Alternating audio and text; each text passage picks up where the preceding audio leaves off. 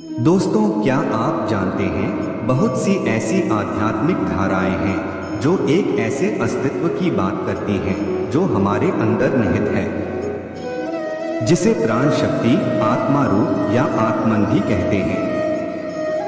वैज्ञानिकों और दर्शकों ने हमेशा अस्तित्व पर सवाल उठाया है। यही नहीं रहे, विविध बातों पर और ऋषियों के ज्ञान पर भी पहले कई बार प्रश्न उठाए गए हैं, जिसे फिर सत्य के बहुत करीब जाना गया। यदि हम यह मान लें कि आत्मा का अस्तित्व होता है, तो वह मानव रूप में कैसे जाहिर होगा? तो इन सभी को संकलित कर एक प्रश्न का निर्माण होता है कि मानव शरीर में आत्मा यानी प्राण शक्ति कैसे प्रवेश करती है। इस प्रश्न का उत्तर हमें 18 पुराणों में से एक गरुड़ महापुराण में मिल जाएगा। आइए आपको बताते हैं गरुड़ पुराण के अनुसार आत्मा शरीर में कैसे प्रवेश करती है।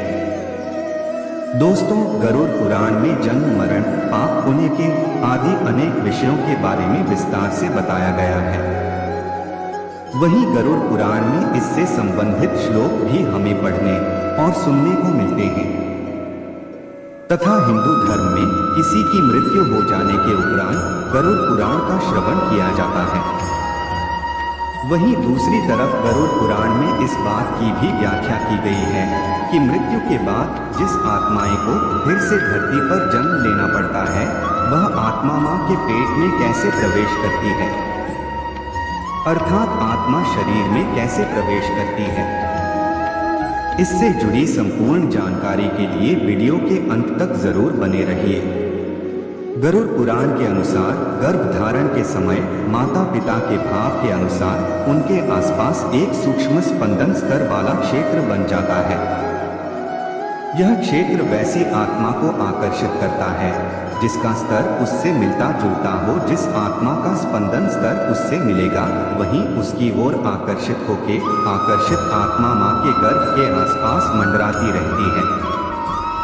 आनुवांशिक प्रक्रिया तो शुरू हो जाती है, लेकिन गर्भ के आसपास रहने से अब यह आत्मा महत्वपूर्ण हो जाती है और वो अपना बल लगाना शुरू कर देती है। यह अब जीव को विभाजन की गति को बढ़ा देती है। इस दौरान सबसे महत्वपूर्ण अंग जिसका गठन होता है वह हृदय है, और इसके पश्चात हृदय से बाकी के अंगों को पोषण मिलने लगता है। योगिक विज्ञान के अनुसार भौतिक शरीर के साथ साथ आध्यात्मिक शरीर का भी विकास होता है और प्राण शक्ति अर्थात आत्मा के बहाव के लिए एक संचार का मार्ग उत्पन्न होता है। जहां ऐसे कई सारे मार्ग मिलते हैं, वहां ऊर्जा का भवन बन जाता है। अध्यात्म में इन्हें चक्र और बिंदु कहते हैं। हालांकि बहुत सी योगिक परंपराओं में इन्हें 7 महत्वपूर्ण चक्रों के रूप में जाना जाता है, जो इस प्रकार हैं: मूलाधार, स्वाधिष्ठान, मणिपुर, अनाहत, विशुद्ध, आज्ञा और सहस्रा। जब भ्रूण तैयार हो जाता है और उसमें सिर का गठन भली भांति हो जाता है, तो इसके पश्चात जैसे ही ब्रह्मरंध्र का सृजन होता है, आपको बताते चलें, जो कि सिर का पश्चिम क्षेत्र है। इसे अध्यात्म के अनुसार 7 चक्रों में से एक सहस्रार चक्र और 12वां बिंदु माना गया है। जिस क्षण ब्रह्मरंध्र पूरी तरह से सुसज्जित हो जाता है, तब आत्मा उसी बिंदु से प्रवेश करती है और यह भ्रूण के विकसित होने के 3 माह के अंतर्गत ही होता है। अब आपके मन में यह प्रश्न उठ रहा होगा कि आत्मा शरीर में 3 महीने से पहले प्रवेश क्यों नहीं करती? यदि आप इस प्रश्न का उत्तर जानना चाहते हैं, तो नीचे कमेंट करके हमें जरूर बताएं। मुख्यतः आध्यात्मिक यात्रा को बिंदु या चक्रों में अंतःकरण के फैलाव के रूप में वर्णित किया जाता है। क्या आप जानना चाहते हैं कि फिर आत्मा रहती कहाँ है? वास्तव में आत्मा का वास हृदय में होता है। यही वह स्थान है जहाँ आत्मा रहती है और हृदय के माध्यम से ही वो हमारे तंत्र की सभी चक्रों और साथ ही सभी आयामों तक पहुँचती है। जिनका हम अनुभव नहीं कर पाते। हमें बहुत से भौतिक और सूक्ष्म आयामों को तय करना होता है। जब हमारी यात्रा हृदय से शुरू होती है तो उसका अर्थ है कि अब आत्मा की ऊर्जा ऊपर की तरफ चलने लगी है। वो आत्मा जो हमारे हृदय में रहती है, वहीं से ऊर्जा बिना किसी बाधा के सहारे चक्रों तक पहुंचती है। यदि आपके घर में कोई नवजात शिशु है तो आप देखेंगे कि कपाल का एक विशेष हिस्सा पूर्ण रूप से नहीं बना है। क्या आपने कभी ध्यान दिया है? आप यह तो जानते ही होंगे कि बच्चे को थोड़ा बचाना पड़ता है क्योंकि वहाँ हड्डी नहीं होती। यह वह स्थान है जहाँ हड्डी तब तक नहीं बनती जब तक कि बच्चा एक निश्चित उम्र तक नहीं बढ़ता।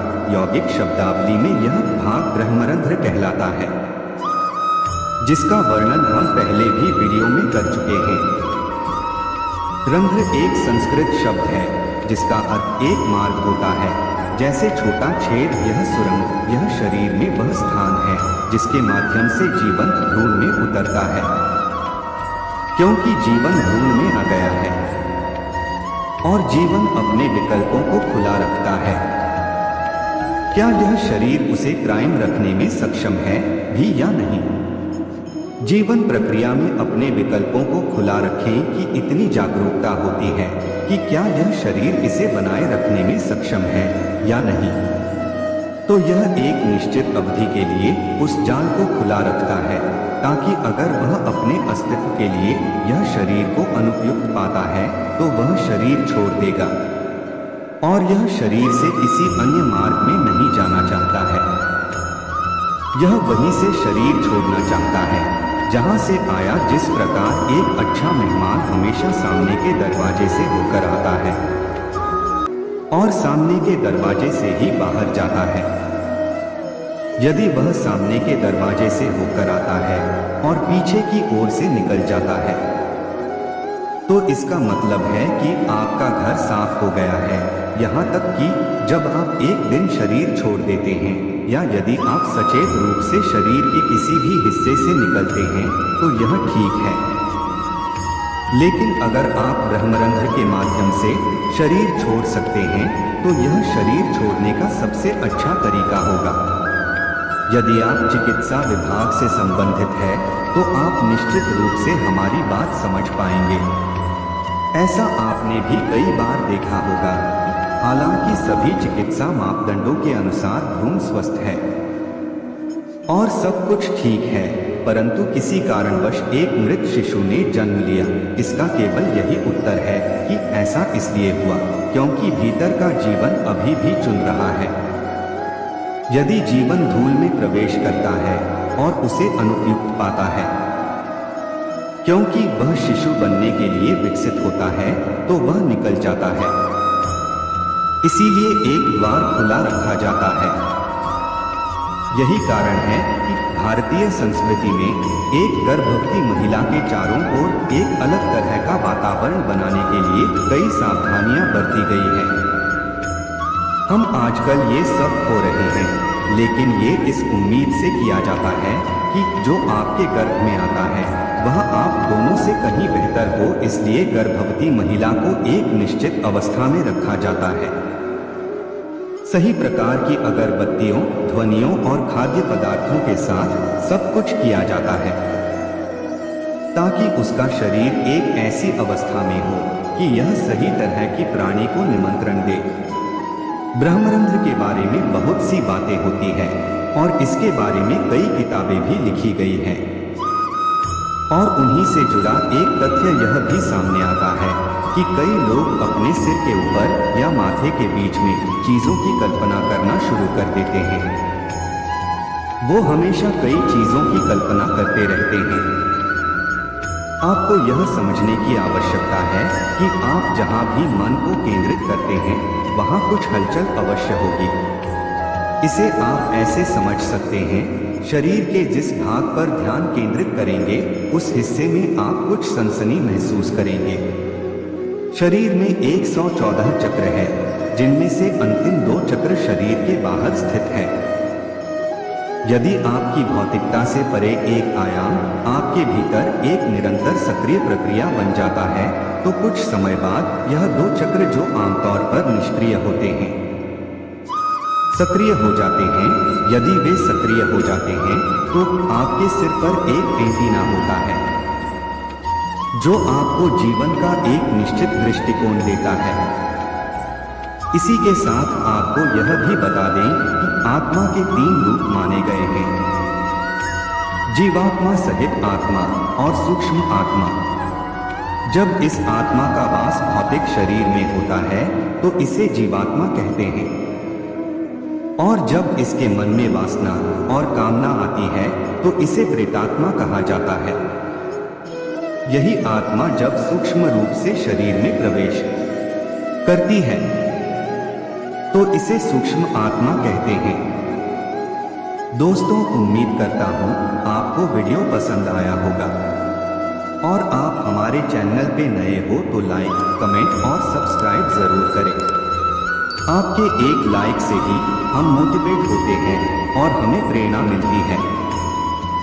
धन्यवाद।